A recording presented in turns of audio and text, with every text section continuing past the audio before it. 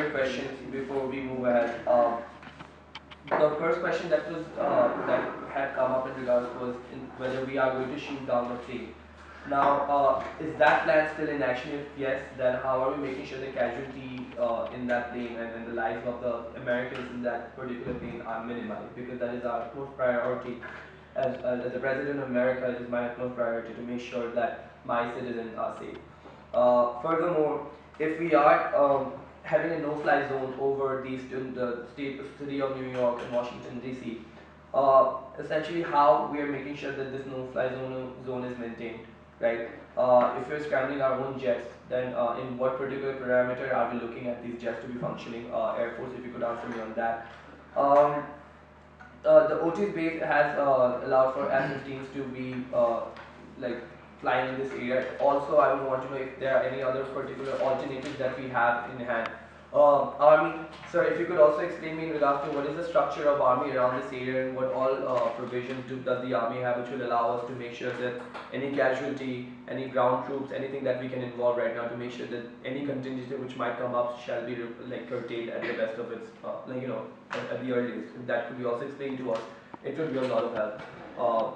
Then please feel free to contribute. Right, so the very first question was the safety of people between them. How do you, I mean, so what we need to know right now is that two planes have already crashed in the World Trade Center, and the casualties of caused by those planes crashing into the World Trade Center are actually much more than the casualties of the people inside the plane if you shoot it down. So, as I said before, there is a standard procedure of determining if the plane is actually low or not, which is by giving them signals or firing tracer bullets. If the plane does not respond to those two signals, only after that will an order for shooting it down be done. Because at that moment, the plane is determined to be a threat. Yes.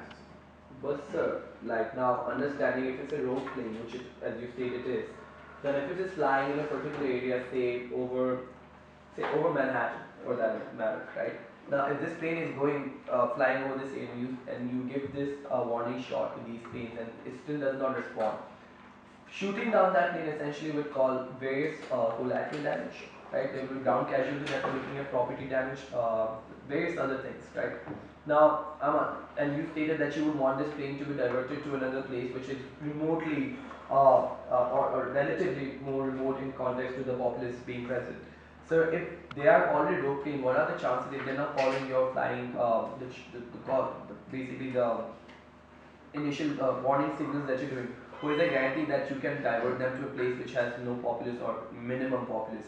Also, secondly, another problem with that is, it is understandable that it's more sensible to kill 10 Americans to save 100 million Americans. But as a president, it is on my conscience that I would not even want these 10 Americans to die. They are people and it is our job to protect them. So we would want to look at an alternative also if possible that could be proposed in this committee right now.